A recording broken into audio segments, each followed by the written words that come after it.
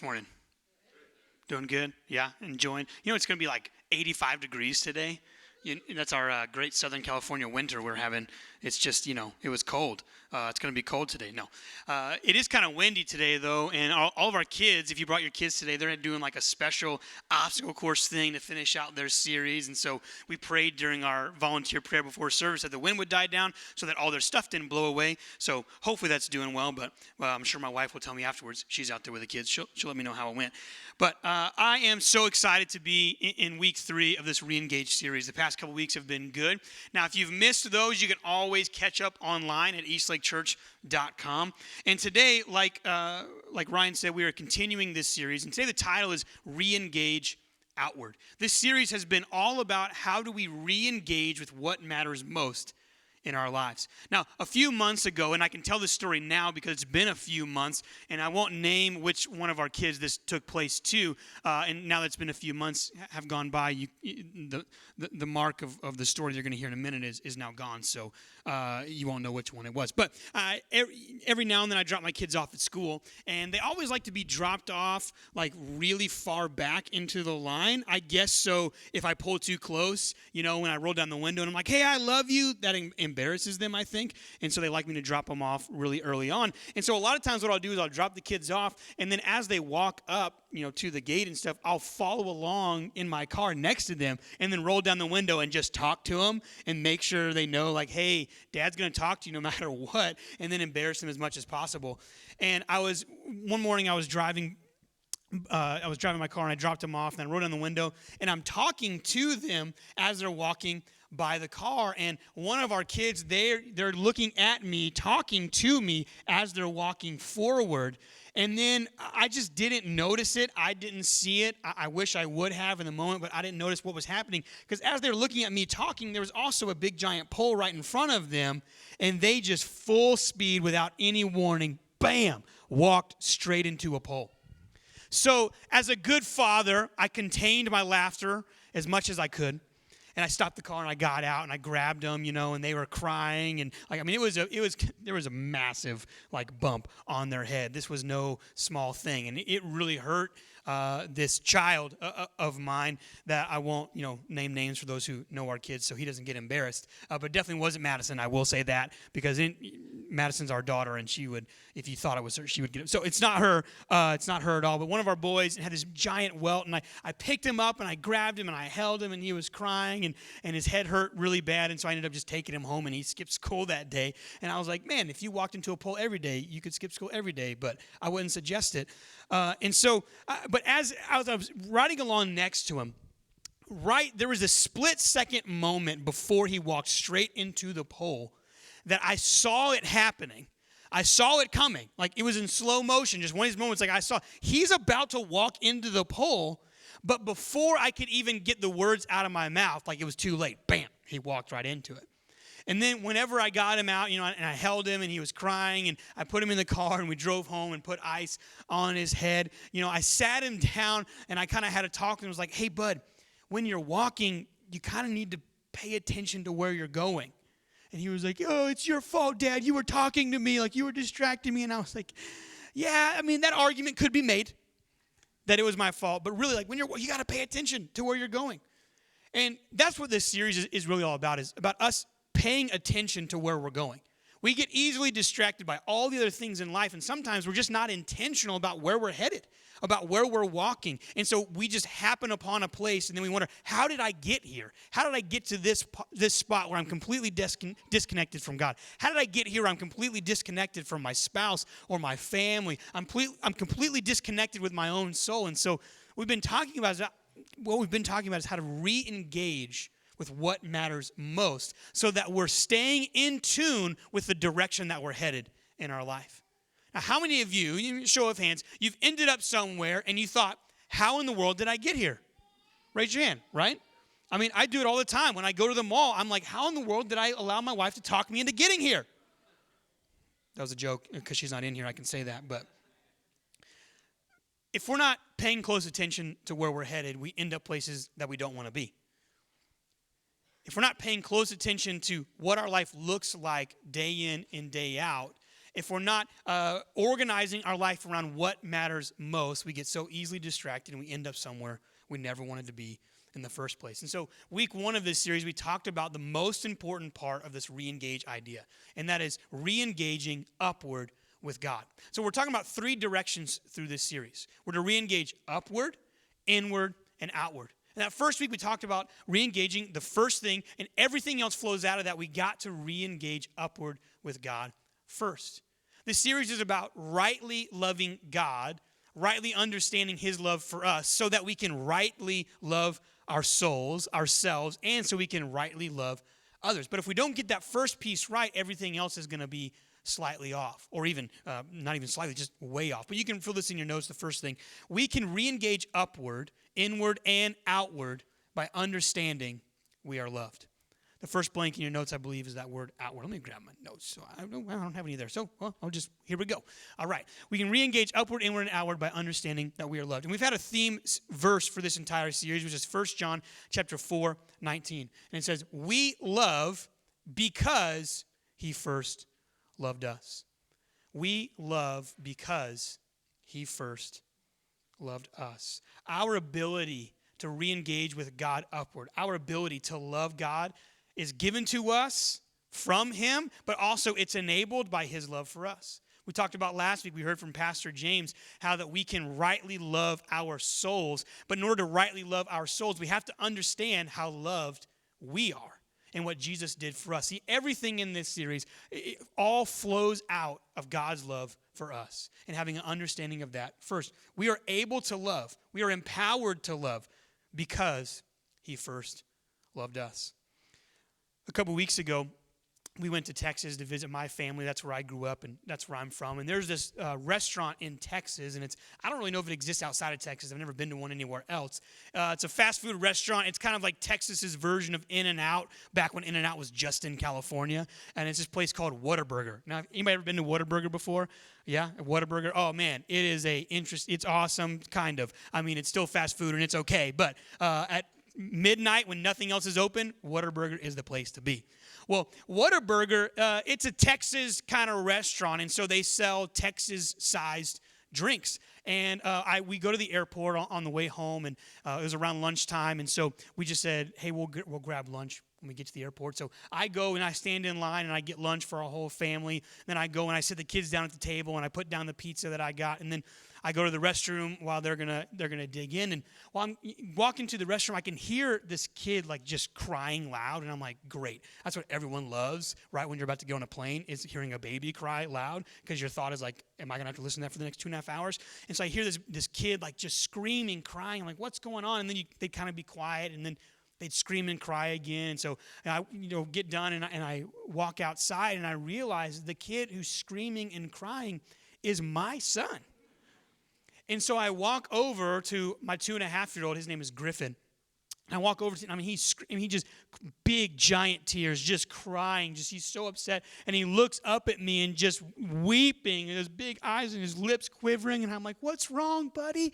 Like, what's going on? What's happening? And I give him a hug.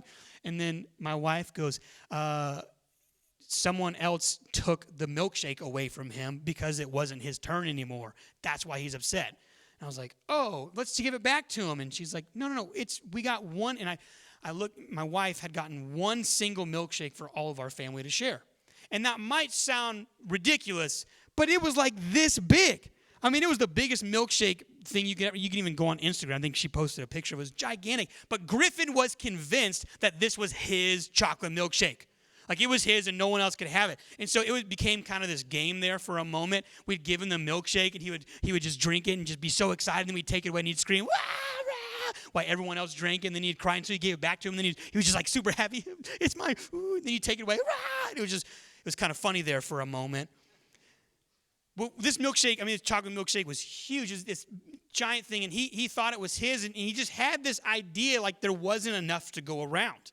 We actually ended up throwing away about this much left of the milkshake because even our family of 6 couldn't finish it with everything else we were eating. But Griffin had this idea of like, it's his and it's mine and it's for me and it's not for anyone else. Well, today we're talking about what it looks like to re-engage outwards. And so whenever I grabbed Griffin, I kept trying to convince him, hey, buddy, there's enough for everyone. This is not just for you. This is for you to share with others. See, we've been talking about in this series, re-engaging with God, re-engaging with our souls. But whenever we get filled up with God's love, it's not just for us to keep. It's not for me to just keep here and just to be in church. It's for us to share with others. And there's enough of God's love to go around for everyone. But what happens so often is we get just consumed with our own lives. We get consumed in what's going on. Even if we're in prayer and even when we come into church, we get consumed in what's in it for me, not what is in it for me to also and then flow out for others. So you can write this down. Today's big idea is that God's love for me is to overflow into outward love. See, God's love for me overflows in outward love. Whenever we get filled up with the love of God, it's not just for us to keep. It's not just for us to experience. It's to flow out of us into other people. Now, someone at our church who serves regularly here, his name is Anthony. He's going to come up and just share a few moments about this idea of how one of the ways God's love for us can overflow and help others. Thanks. Good morning. I'm Anthony. I'm one of the volunteers here. I volunteer actually back in the tech area. Over the past couple weeks, Nathan's been talking about re-engaging. And for me personally, the number one thing that got me to re-engage back into church was volunteering, was getting involved. And so I'm going to talk a little bit about volunteering and how that helped me to get re-engaged back with my relationship with Christ, relationship with others. For me personally, years ago, a friend used to tell me, if you ever find yourself swerving, you need to serve. He used to have this catchphrase, if you're not serving, you're swerving. And he used to tell me, your relationship with God is always either moving closer to him or moving away, that it's never really stagnant. So about a year ago, I kind of felt that way. I felt as though I was coming to church every Sunday. I felt as though I was just kind of going through the motions, and I didn't really have that fire lit under me with Christ in me, and I feel like I wasn't getting blessed. I felt like I was just going through the motions. And then as I was reading my Bible, I came across this verse. I don't have a slide for it, so I'll just read it. It's from 1 Peter 4:10. It said, God has given each of you a gift from his great variety of spiritual gifts. Use them well to serve one another. Do you have the gift of speaking? Then speak as though God himself were speaking through you. Do you have the gift of helping others? Do it with all the strength and energy that God supplies. Then everything you do will bring glory to God through Jesus Christ. All glory and power to him forever and ever. Amen. And after I read that, I thought, okay, that's God telling me, hey, I need to get involved. I need to volunteer. So I came, spoke with Nathan, said, hey, I want to volunteer. I want to get just involved somehow. And I can tell you that this past year that I've been volunteering, for me personally, it's been the best way to get re-engaged. I feel as though Christ has just blessed me in so many different ways. I feel as though my relationship with Christ has gotten better. I feel like relationships with other volunteers has gotten better. So if you ever feel like you're not plugged into the church, volunteer. Because what's awesome is not only did I meet some awesome people, but we became really good friends with a lot of these volunteers. And through that, we actually formed a small group. And so we meet weekly, and it's just been an awesome experience that I'm a part of because of that. And it all became because of volunteering. And so everything in this service today is because of a volunteer. The seats you're sitting in is because of a volunteer came in early to help set them up. Hopefully all of you were greeted by one of our wonderful volunteers that greet every Sunday morning. And we all volunteer because we all have we all want everyone here to have a great experience experiencing Jesus. I know that's why I volunteer. I want others to experience Jesus in just a great way.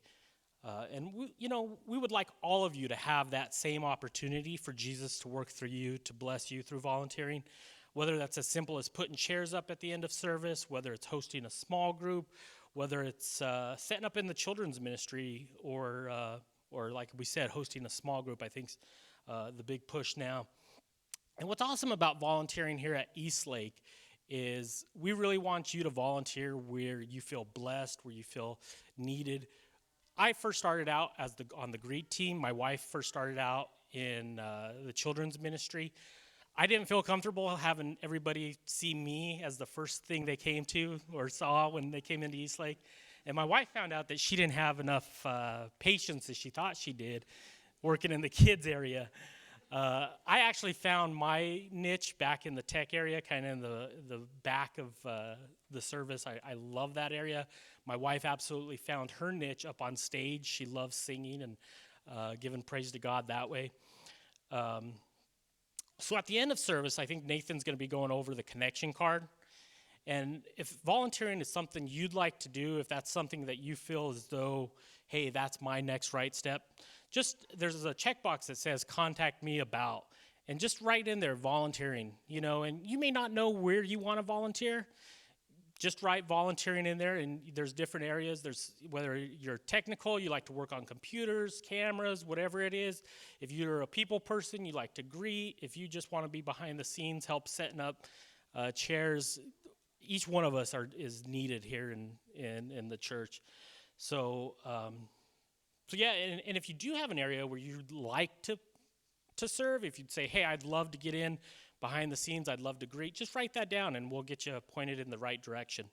So I'll just leave this with you today. So a friend used to tell me all the time, if you're not serving, you're swerving.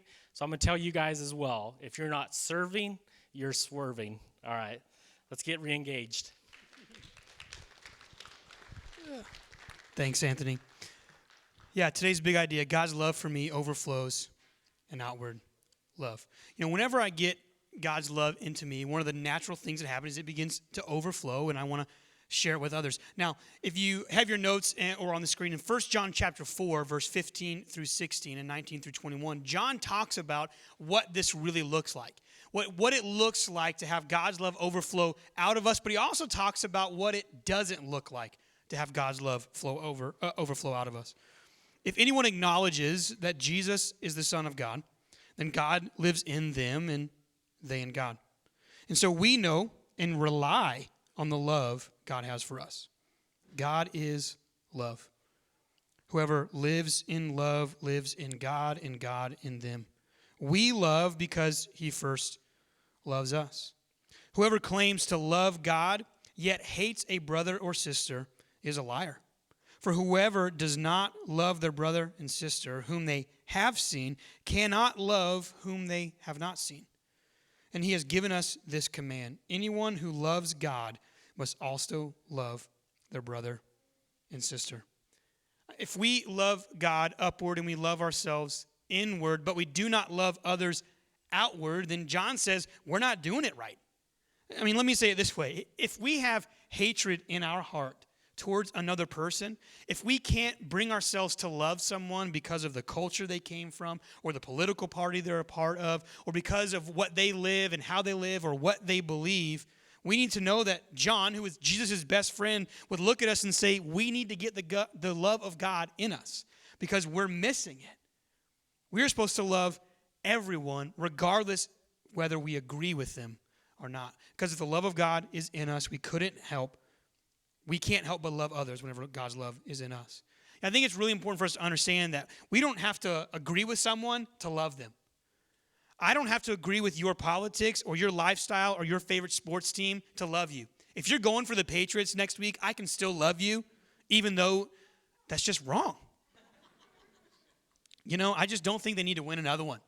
Just don't let them win another one. I don't care who it is. I know we have some Patriots fans in here, and that's all right. I still love you, even though you disagree.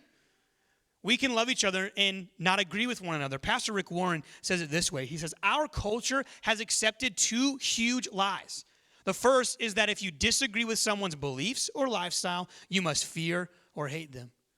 The second is that to love someone means you agree with everything they believe or do. And both are nonsense. You don't have to compromise convictions to be compassionate. You don't have to agree to love. You don't have to agree to love. Fill in this next thing on your notes. See, the main thing that we are learning to do in this life is love. The main thing we are learning to do in this life is love. Jesus was asked by someone, what's the greatest commandment? What is the greatest act of obedience to God? And his response was to love. He says it this way in Mark chapter 22. He was asked, teacher, which is the greatest commandment in the law? And Jesus replied, love the Lord your God with all your heart, with all your soul, and with all your mind. This is the first and greatest commandment. And the second is like it. Love your neighbor as yourself. All the law and the prophets hang on these two commandments. I mean, Jesus summarizes all of the Old Testament teachings and says that we are to love God, love ourselves, and love others, because love is the main thing in this life we are learning to do. It's the main thing Jesus is trying to teach us in this life. If we love God and love ourselves with the Christ-centered love that we talked about last week, if we rightly love God and rightly love our souls, we will rightly love others as well. The main thing we're learning to do in this life is love. You know, over Christmas break, our 2.5-year-old Griffin, this is a second story about Griffin today, so maybe I should give him $1 or something. But over Christmas break, it was kind of, this Christmas was his first Christmas to really comprehend and understand the idea of presents. You know, like he's 2.5 now, and it's like he really understood there's something in that wrapped box that I want, and if I open it, I get it. And so he was super excited to open presents, and whenever we went and visited my parents in Texas, even though it was in January, we had Christmas because we hadn't seen them. And so we walk into the house, and the first thing Griffin does is he bolts to the living room because he saw these presents, and he goes, I open presents, I open presents, I open presents. We're like, yes, tomorrow night we're going to celebrate Christmas together. He's like, I open presents, yes, we're going to open presents. But there was this thing that Griffin would do almost every single time he would open a present. He would open a present, and then whatever it was, as soon as he saw, something in the box, he would start going, oh my gosh, oh my gosh, oh my gosh, oh my gosh, I got this, oh my gosh. And so when he first did it, we were just laughing like, whose 2-year-old is this saying, oh my gosh. And then a couple of times he took it up a notch, and he opened and he goes, oh my gosh, what the heck? Oh my gosh, what the heck? And we were like, what? Like, what? When our first kid was 2, if she would have said that, we would have been like, what kind of parents are we? Now, Griffin's got 3 older siblings, and he just copies everything they do. And I know that he's copying his older siblings because Mickey Mouse doesn't say, oh my gosh, what the heck? But he looks up to his brothers, and his brothers, things are different when you got the 4th kid. Things just look different, and because he's having an 8-year-old brother, and his 8-year-old brother likes to say, oh my gosh, and he likes to say, what the heck? Apparently, we didn't really know that was a part of his vernacular, but he started it at Christmas time. But here's the thing. Griffin wants to follow the example of his brothers because he looks up to them. He looks up to his brothers. His brother, you can see it like he just copies everything they do because he looks up to them. And it's the same thing is true even as adults. We copy the people. We emulate the people that we want to be like, that we look up to. We follow the examples of those we want to be like, those that we look up to, those that whatever success looks like in our mind, we follow their example. Well, as Jesus followers, the number one person that we should be looking up to and following their example is Jesus. And when we look at the life of Jesus, and we're talking about this idea of God's love filling us and that overflowing in outward love towards others, the greatest example of that is Jesus. But when we look at the life of Jesus, it's a pretty powerful example of love, but it's also a pretty daunting example of love when we think about it as well. See, we learn to love by following Christ's example of submission. It's the next thing you can write down in your notes. We learn to love by following Christ's example of submission. See, Christ, he came down to this earth, and then he submitted his will to the will of the Father. He submitted his life even unto death out of love for us. The night before Jesus was led to the cross, the night before he was whipped and he was nailed to that cross, the night before a few hours before his beard was pulled out and he was spit on, he was with his disciples in the upper room, and we're going to celebrate communion next week, and they shared the first communion together. But then he led his disciples out of that room, and they went into the Garden of Gethsemane to pray. And in this prayer that we're going to read in a moment, we see the greatest prayer of submission that we could see, the greatest example of what it looks like to truly love others. In verse 36 of Matthew 26, it says, Then Jesus went with his disciples to a place called Gethsemane, and he said to them, Sit here while I go over and pray. He took Peter and the two sons of Zebedee along with him, and he began to be sorrowful and troubled. Verse 38, Then Jesus said to them, My soul is overwhelmed with sorrow to the point of death. Stay here and keep watch with me. Now, other gospel records, other biographies of Jesus record that at this point in time, as Jesus began to pray, he was so overcome with stress, so overwhelmed with emotion, that he actually began to sweat drops of blood. The capillaries in his head broke, and as he sweat, blood poured out because he was so overcome with emotion. He says it here, I'm overwhelmed with sorrow to the point of death. In verse 39, going a little farther, he fell on his face to the ground and prayed, My Father, if it is possible, may this cup be taken from me. Yet not as I will, but as you will. Then he returned to his disciples and he found them sleeping. Couldn't you men keep watch with me for 1 hour? He asked Peter. Watch and pray so that you will not fall into temptation. The spirit is willing, but the flesh is weak. And then a second time Jesus went and prayed, My Father, if it is not possible for this cup to be taken away unless I drink it, may your will be done. See, Jesus fully knew what he was about to walk into. When John records this part of the story, it says that Jesus, fully realizing what was about to happen, Jesus knew exactly what he was about to endure, and he comes before his heavenly Father and says, God, if there's any other way we can do this, if there's another way that we can accomplish this salvation for all people for all time, then let's do it a different way. Yet, if there's not, if this is what your will is, and this is what needs to be done, then not my will, not what I desire, not what I want, God, but I submit my will to yours. If there's no other way for this to take place, if this cup can't be taken away unless I drink it, then your will be done. Jesus submitted himself to the will of the Father, and he submitted himself to death willingly because of love. We learn what love looks like when we look to the example of Jesus. What would our world look like? What would our church look like? What would our neighborhoods and workplaces look like if we loved others so much that we submitted to their will? What if we were all mutually submitting to one another? 1 John chapter 3, verse 16, it says, We know what true love looks like because of Jesus. We know what true love looks like because of Jesus. He gave his life for us, and he calls us to give our lives for our brothers and sisters.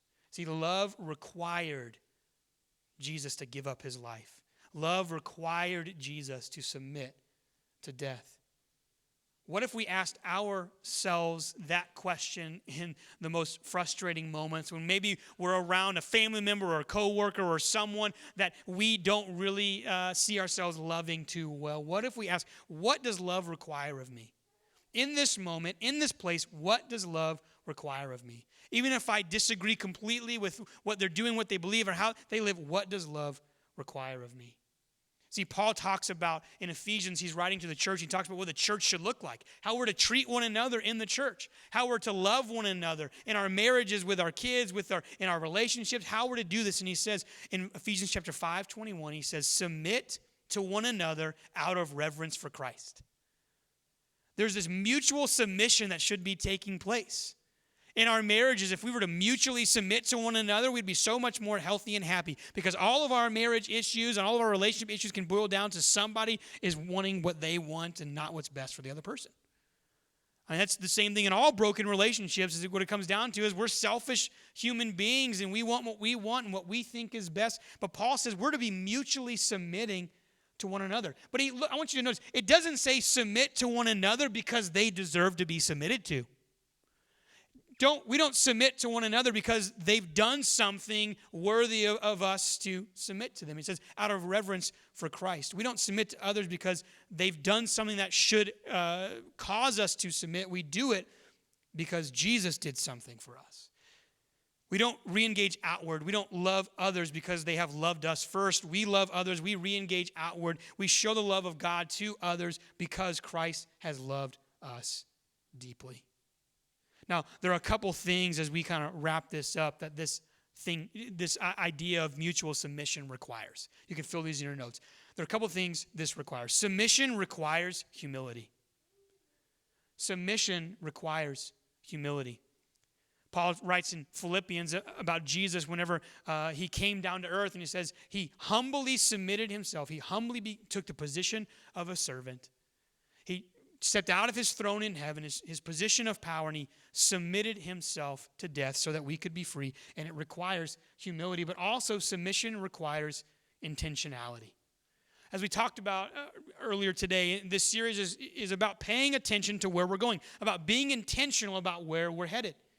And loving others rightly requires submission, but it also requires intentionality in this submission. We have to purposefully do it. Because if we're not intentionally submitting to others, if we're not intentionally submitting our will to God's and to one another's, it's not going to happen. Because by nature, we look out for me and mine.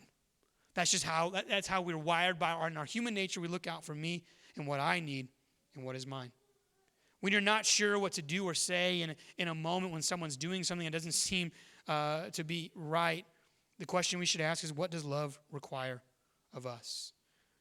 John 13, verse 35, Jesus actually says, this is what is going to be the mark of those who follow Jesus, disciples of Jesus. This is what's going to be the mark, that we love one another. By this, everyone will know that you're my disciples if you love one another. Not only are we to re-engage upward with God and to have a healthy soul, but Jesus says how people are going to know that we're his disciples is by how well we love, how well we submit to one another, how well we submit to God, how well we show his love to other people. Submission requires intentionality. It requires us doing it on purpose.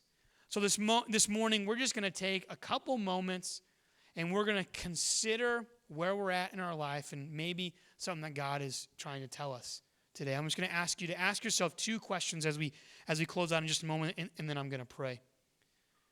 The first question, is there an area of my life where I'm not submitting to God? Is there an area of my life right now that I'm not submitting to God? See, whenever we choose to follow Jesus, his Holy Spirit comes to live inside of us and comes to be with us. Whenever we ask God, hey, is there an area of my life where I'm missing it? Is there an area of my life where I'm being selfish and I'm not submitting my will to yours? The Holy Spirit who is with us, who is in us, lovingly comes and points those areas out when we make ourselves available, and then he lovingly gives us the strength to take our steps.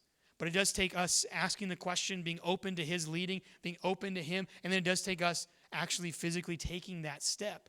We ask this question around here all the time. What is my next right step? What is God talking to you about right now and trying to get you to do next? Is there an area of my life where I'm not submitting to Christ? And then the next question for us to consider is there someone that I have not been loving that I need to start loving? Is there someone that I've not been loving them well because I disagree with them, or they've made me angry, or they did something in the past to hurt me? Is there someone in my life that I need to start loving that I haven't been loving well? Let's pray.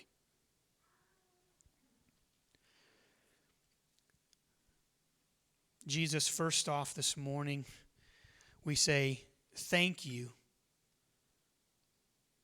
that you submitted your will to God's, that you willingly went to the cross and gave up your life for us. Jesus, we say thank you. I pray this morning that each of us would have open ears, an open mind, and an open heart to hear from you just the areas in our lives where we've been missing it. The area in our life where we haven't been submitting to you. God, I pray that in this moment that if there's someone in our life that we have not been loving well, that you would bring them to our minds and you would show us how to love them the way you loved us. I pray that as a church family, as a church community, that we would be marked by our love for one another. That other people could look at this church family, look at these people in this room, and then those that aren't here today, and our kids out the kids ministry and our students, and that as people come and they experience this church family, they would say, man, that church loves each other well. That church loves other people well. I pray that would be the mark of our church family. In Jesus' name.